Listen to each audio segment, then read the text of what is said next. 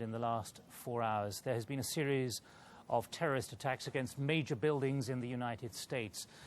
The horrific sequence began just before 9 o'clock local time in the morning. This was the scene in New York City at the World Trade Center after one plane, which had been hijacked, was flown directly into the center of one of the towers. Two planes ultimately crashed into the Twin Towers of the World Trade Center, causing both buildings to collapse within about 90 minutes.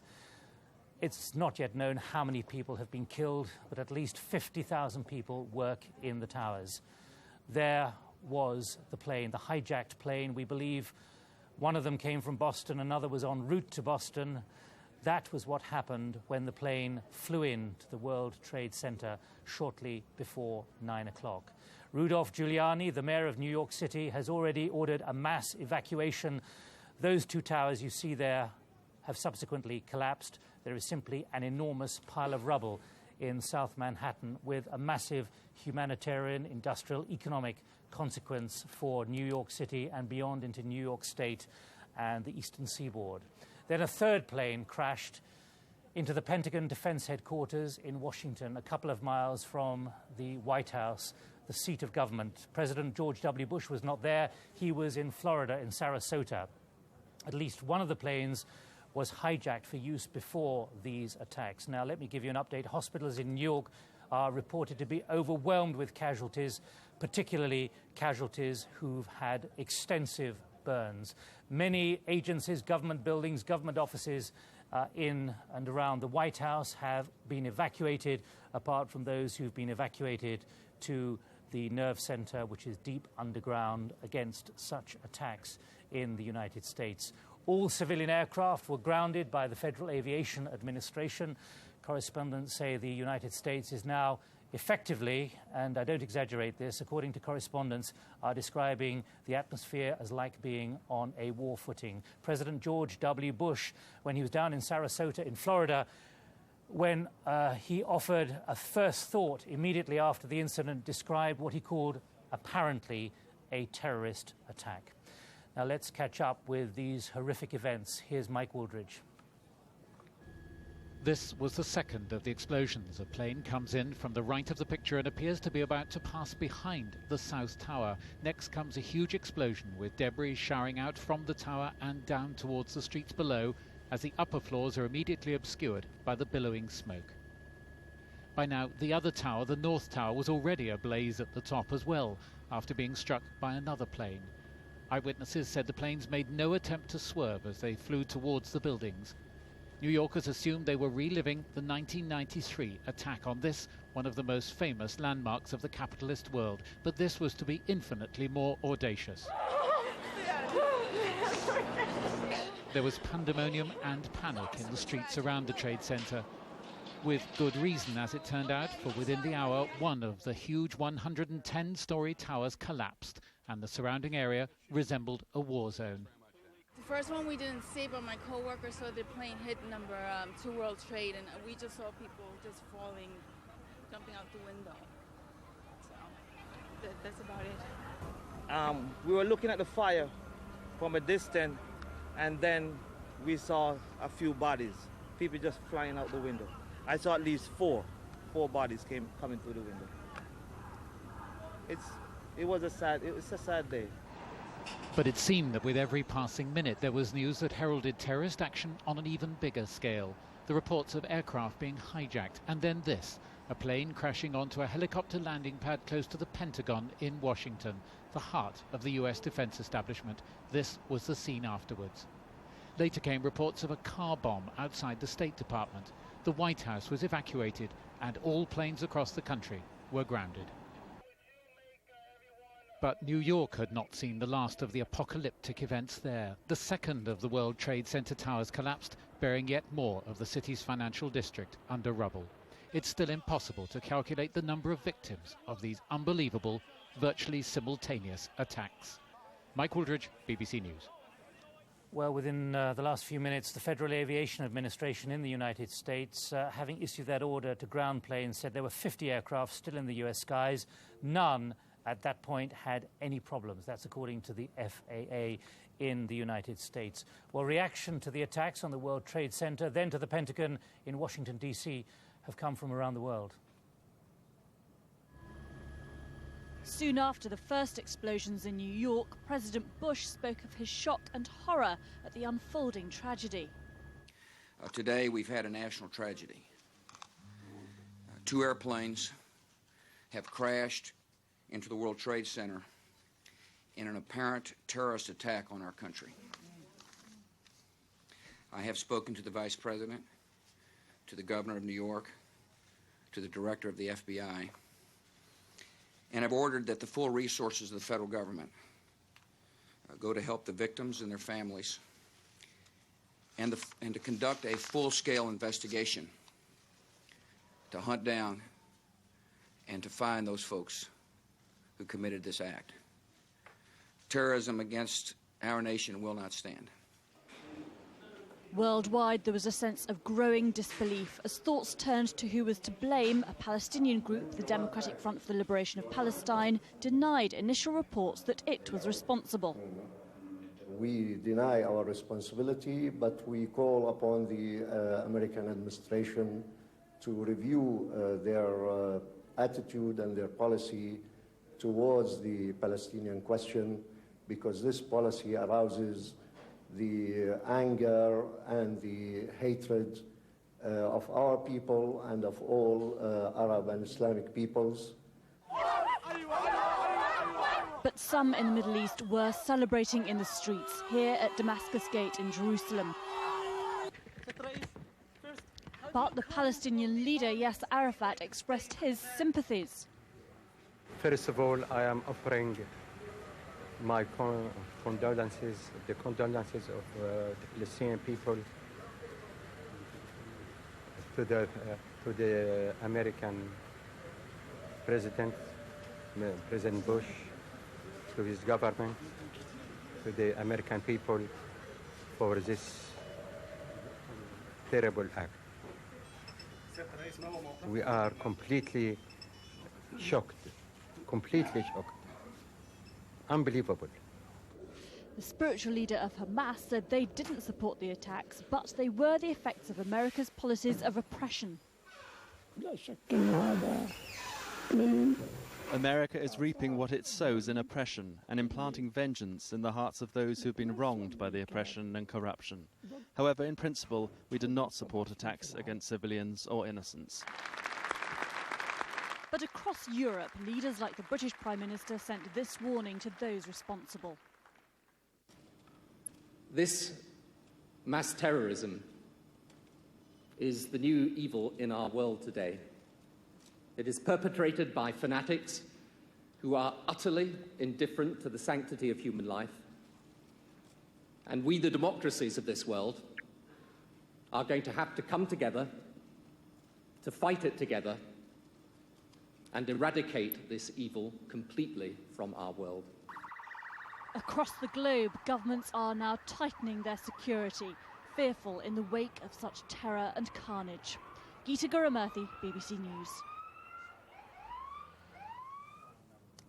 Well, there are immense implications now for counterterrorism. I'm joined in the studio by Stephen Simon, who was in charge of counterterrorism for President Clinton in the National Security Council within the White House until 1999. You're now at the International Institute for Strategic Studies here in London. It's now almost 4 hours since this horrific series of events unfolded. I've seen you in a state of shock in the last hour. Now we're beginning to digest the enormity of what's happening and what has happened. What kind of reflection do you have? Well, the first is the fundamental vulnerability of democracies to this sort of attack. There is virtually no effective defense against this kind of attack. My second observation is that this is the evolution and fruition, if you will, of a kind of terrorism that emerged 10 years ago, which is aimed at killing. It has no practical political agenda consisting of negotiating points on which there is to be compromise. This is, in the view of the attacker, a clash of civilizations, which is very fundamental. Stephen, here you are, pictures of the Pentagon, a city you come from in Washington, across the river in Virginia there. What do you feel here, an American, you work in Washington, D.C. normally, looking at the Pentagon on fire, having been hit, apparently, from what we gather, by a hijacked aircraft, civilian passenger aircraft? I feel a sense of shock and horror. The vulnerability of these institutions to a completely determined attack of this kind has been amply demonstrated. And it drives home the fact that the United States is in a desperate struggle, really, with a determined foe or foes who detests the United States and what it stands for, and want very much to destroy its symbols and to kill as many of its people as it can. You sat in the Situation Room, you sat in an offices not far from the President. You were responsible for analysing counterterrorism issues, coming up with position papers saying, this is going to be a problem, Mr. President, or the National Security Advisor. What message does this have? In the end, it appears that 4, 6, 8, 10 people, maybe a few more, have actually hijacked at least one aircraft, we know, maybe 4 aircraft. In other words, a very small cell of very determined people. How can the superpower, the world's one superpower, track these people? Well, you have to bear in mind that the United States has tracked, located and captured all of the conspirators, virtually all of the conspirators who were associated with the first attack against the World Trade Center. They captured all but one of the conspirators in the plot to bring down a dozen airplanes over the Pacific. Virtually all the conspirators in the East Africa bombings have been captured, and virtually all of the conspirators in the so-called Millennium Conspiracy of last year have been captured. But that was after the event. Correct. It was after the event. But the point is that these people can be found. Given enough time and the resources that the United States can throw into this, they can be found. Now, one of the first steps that the United States will be taking investigatively is to get leads on who the people were who walked onto those airplanes and hijacked them and drove them into these targets. It's that investigation that will provide leads that will unfold in conjunction with other intelligence that's gained, and perhaps intelligence that was acquired before the attacks, the significance of which analysts simply couldn't gauge. Isn't part of the problem, we saw it in, we're talking about terrorism generally now, we saw it in Jerusalem, well, we saw it in the Middle East, in Israel over the weekend.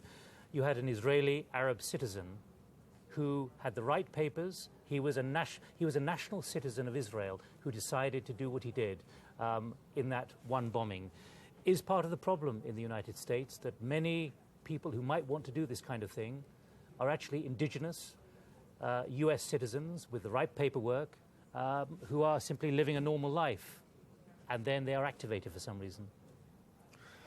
Well, that is a problem. Not so much with citizens, and I don't want to quibble too much about words, but for example, in the first World Trade Center conspiracy, the plotters were resident aliens. They had come into the United States on visas of one kind or another. They were not citizens, but they had student visas or other forms of legal entry, and it was within the United States that they made their conspiracy, although it needs to be emphasized that the ringleader came from outside. He showed up, dropped in, pulled everyone together, got them to do it, and then he got out, leaving the other conspirators to hold the bag.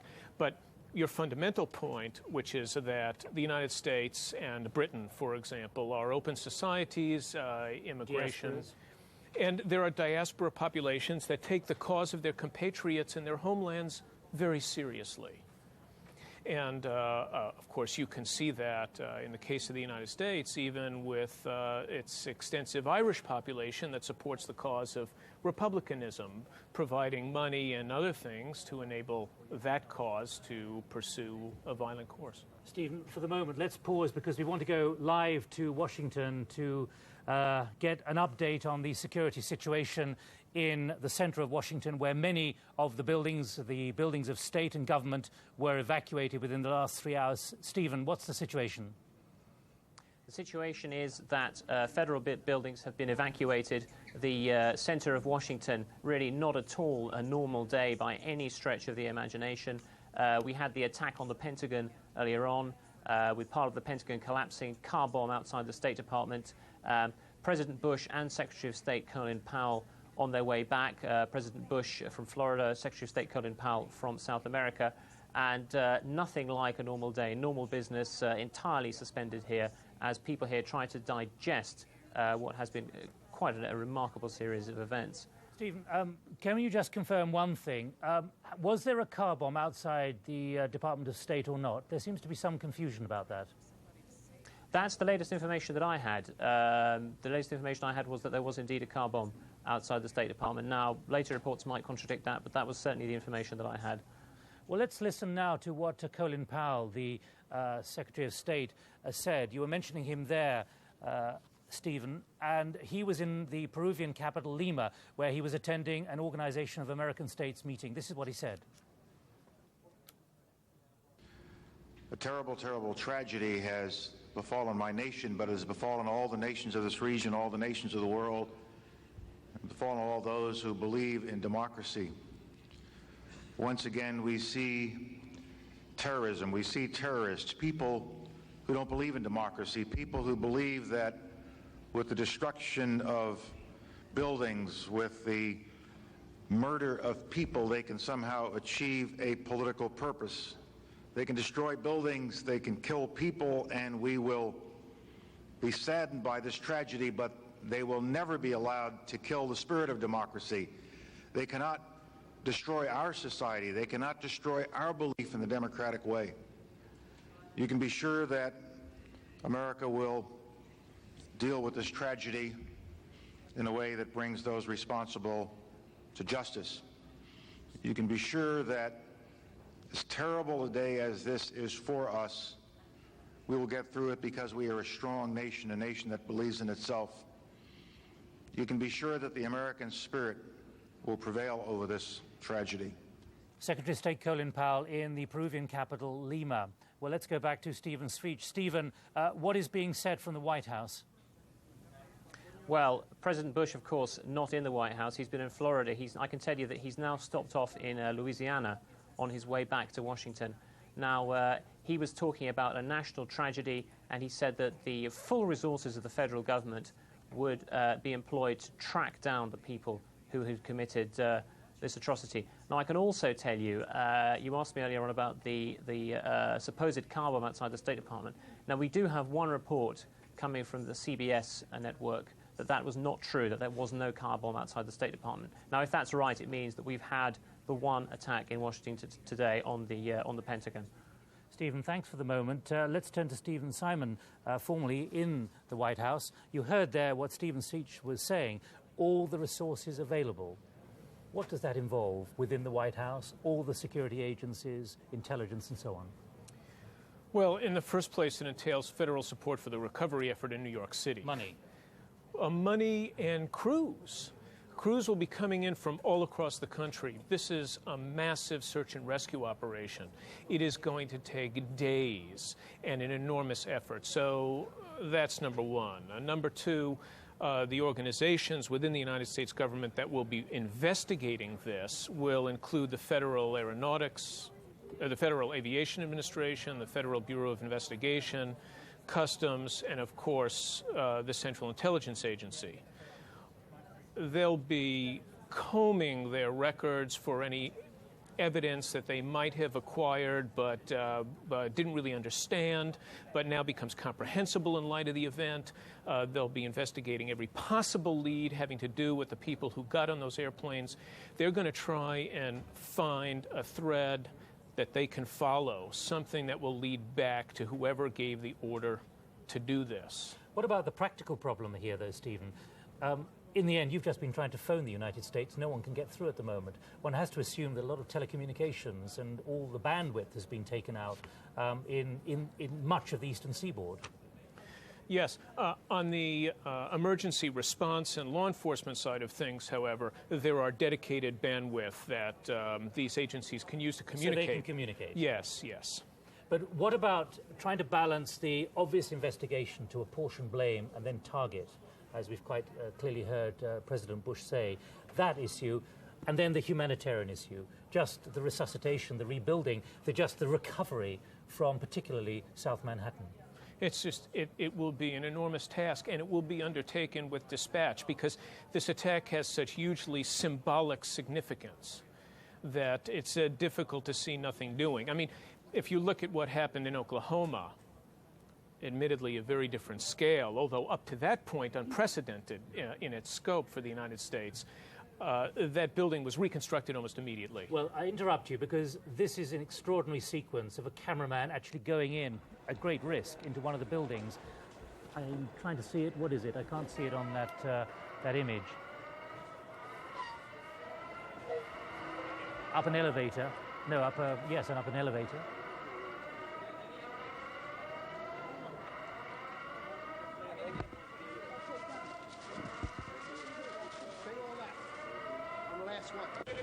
What we have to imagine here, and we can see it there, is the incredible volume of dust.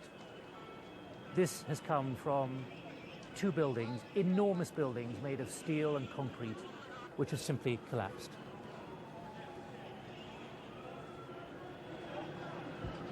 Now imagine, Stephen Simon, that repeated across many blocks in South Manhattan. 50,000 people alone work in those two towers of the World Trade Center. Well, these conspirators accomplished what the 1994 conspirators sought to accomplish. They wanted to cause one tower to topple into the other, destroying both, killing everyone in those buildings. And here we see it again. We're just getting really a sample of the horror of what has happened. But when you or your equivalent now in the National Security Council have to confront a desk and a large number of senior people down in the bunker in the White House when the president and everyone is demanding action, is it achievable? Well, my guess is that the president is not demanding action in the sense of immediate retaliation against a presumed adversary. The president will want to be very careful and not launch anything or put any train of action into effect unless he is very certain that he and his people know who did this. Because it would be fair to say that President Clinton took a lot of international stick and flack over the decision to send cruise missiles into the pharmaceutical factory in Khartoum, believing that there were derivatives of something that bin Laden had been using. Would you say that that was unwise in retrospect to have carried out that? No, I don't think it was unwise. In fact, I think it was unavoidable under the circumstances. There was clear forensic evidence that... And you still have no doubts now about that? I haven't heard anything to change my mind about that in the years since that attack took place. Bin Laden has, as he has said since, wanted to inflict unprecedented, horrific damage on the United States. He talked about inflicting in Hiroshima on the United States.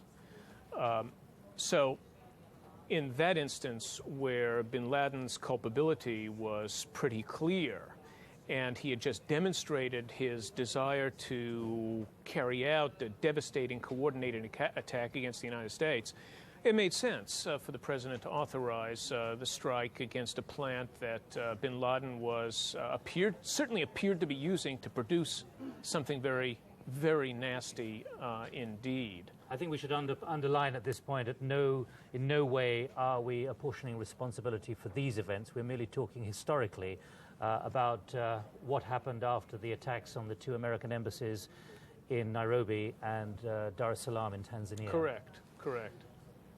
Just for those of you who haven't seen this, this is the World Trade Center, the second tower collapsing.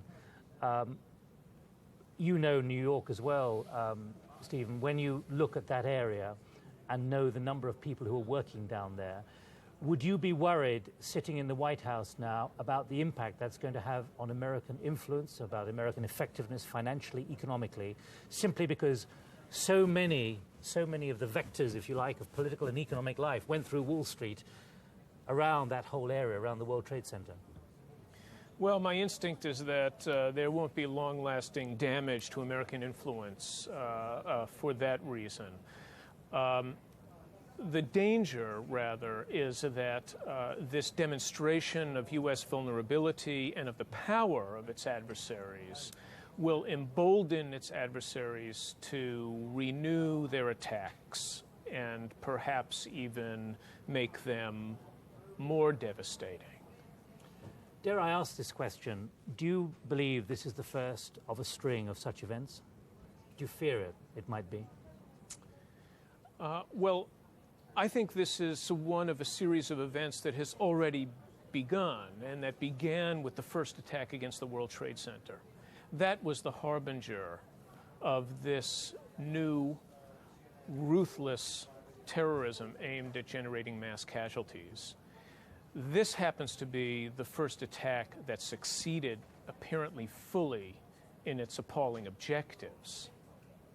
And I can't believe it will be the last. But can you define, you had to work out the intent of those out there with evil intent.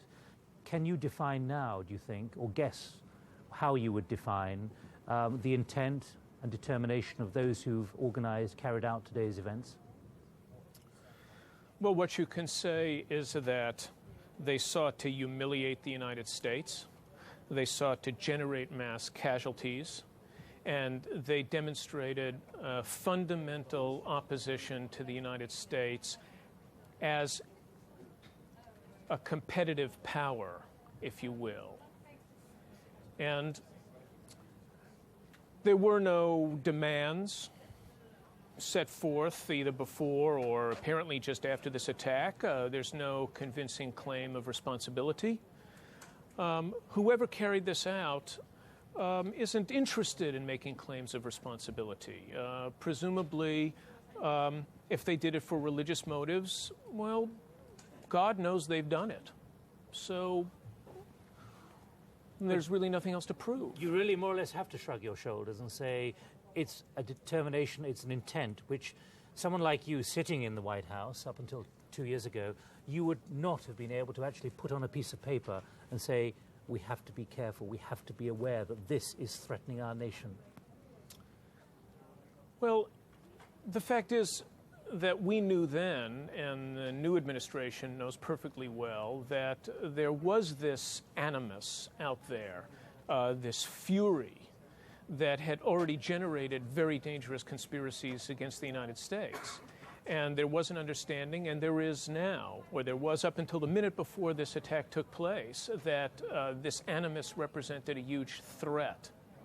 The question really was what you do to defend yourself. And the answer relies on early warning to the extent possible. But these groups are close-knit. They operate in small cells. They're difficult to penetrate. They demonstrate a good deal of operational savvy. Sitting in that seat about an hour and a half ago was Ehud Barak, the former Israeli Prime Minister, and he said to me he saw this as a war on civilization. And I challenged him on this. He said, we must launch a war in return.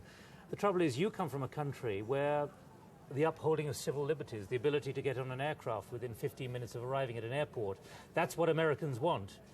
Would they have accepted if you, sitting in the White House, had said we've got to impose the most stringent and draconian security measures for every single person getting on every single jet, commuter jet or whatever? Briefly.